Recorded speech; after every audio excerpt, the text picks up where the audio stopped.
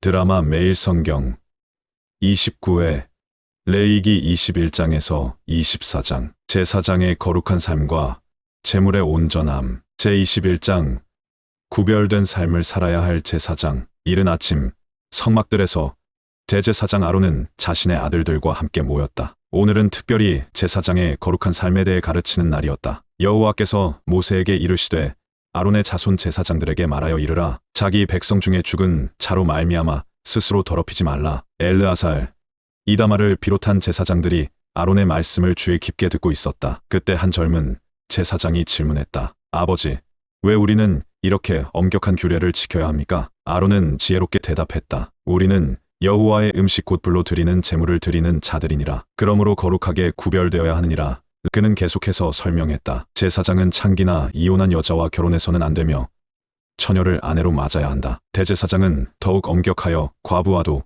결혼할 수 없노라. 114. 또한 너희 자손의 대대로 신체에 흠이 있는 자는 그의 하나님의 음식을 드리러 가까이 오지 못할지니. 한 제사장이 슬픈 표정으로 물었다. 그렇다면 흠이 있는 자는 영원히 제사장 직분을 수행할 수 없습니까? 아론은 온유한 마음으로 답했다. 그는 하나님의 음식 중 지성물과 성물을 먹을 수는 있으나 단과 휘장 앞에 가까이 오지는 못하리라. 이는 내 성소를 욕되게 하지 않게 하려 함이니라.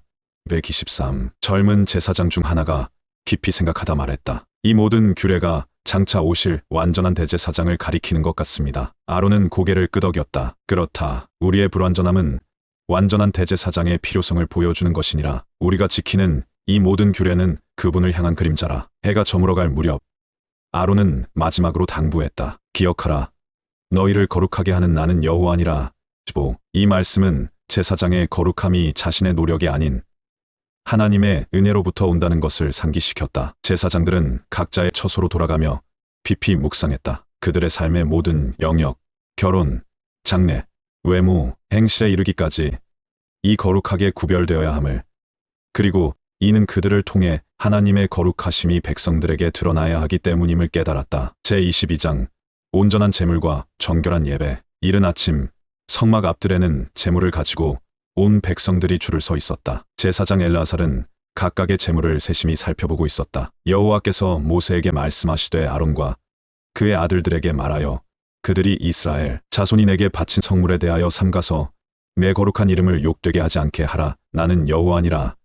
엘르아살은 한 농부가 가져온 양을 자세히 살펴보다가 머리를 저었다. 형제여, 이 양은 다리를 저는 흠이 있습니다. 이런 것은 여호와께 드릴 수 없습니다. 하나님의 제단에는 흠 없는 것으로 드려야 하나니 그래야 기쁘게 받으시리라. 920. 농부는 고개를 숙이며 물었다. 제사장님, 왜 이렇게 완전한 제물을 요구하시는 것입니까? 엘르아살이 설명했다. 이는 우리의 예배가 형식적이지 않아야 함을 가르치시는 것입니다. 또한 우리가 최선의 것을 하나님께 드려야 함을 보여주시는 것이지요. 너희는 흠이나 결점이 있는 것을 드리지 말지니 그것은 기쁘게 받으심이 되지 못할 것임이니라.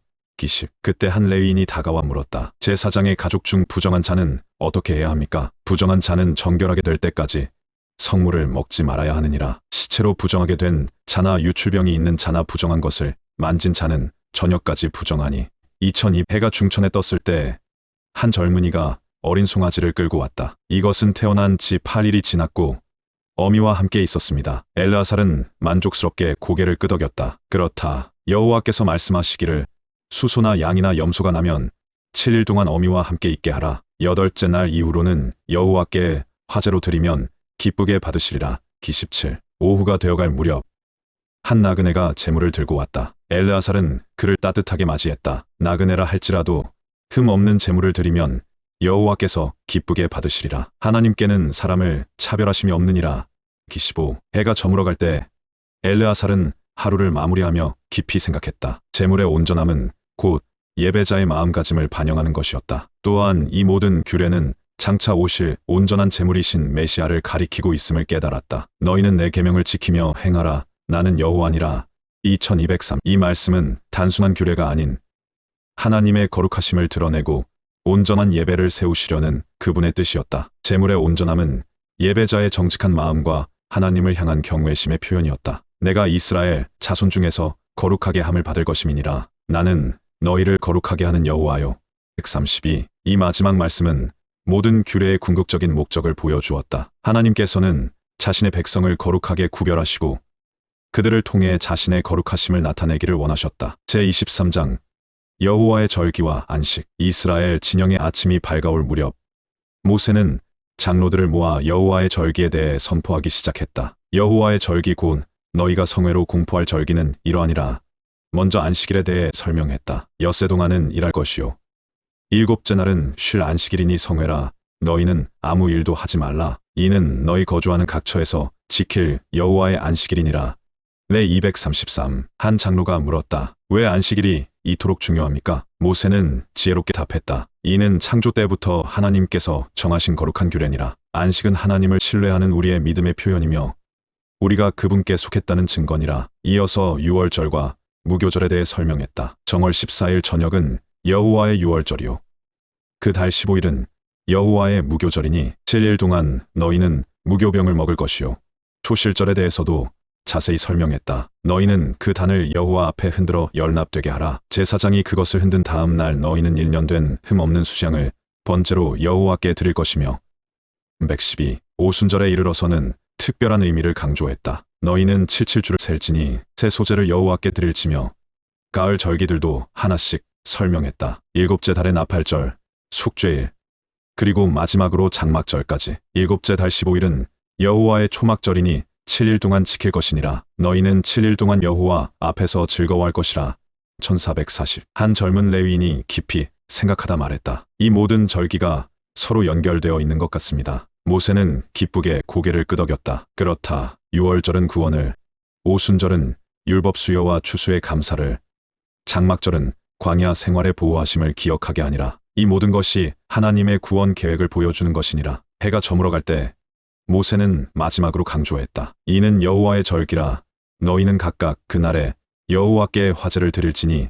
이렇게 설명된 절기들은 하나님의 구원 역사를 기억하고 그분과의 언약을 새롭게 하는 거룩한 만남의 시간이었다. 제24장 지속적인 예배와 거룩한 삶의 원칙. 성막의 휘장 앞에서 제사장 아론이 등잔을 정돈하고 있었다. 저녁이 깊어가는 시간, 성소 안의 금등잔대는 고요히 빛나고 있었다. 여호와께서 모세에게 말씀하시되 이스라엘 자손에게 명하여 감람을 찌어 만든 순결한 기름을 가져오게 하여 등잔불을 끊이지 않고 켤지며 아론은 등잔의 심지를 정리하며 그의 아들 엘르아살에게 설명했다. 보아라, 이 등불은 결코 꺼져서는 안 된다. 이는 하나님의 영원한 임재를 상징하느니라. 한편 다른 제사장들은 진설병을 준비하고 있었다. 너는 고운 가루를 가지고 떡 12개를 굽되 매 안식일마다 이 떡을 여호와 앞에 항상 진설할지니.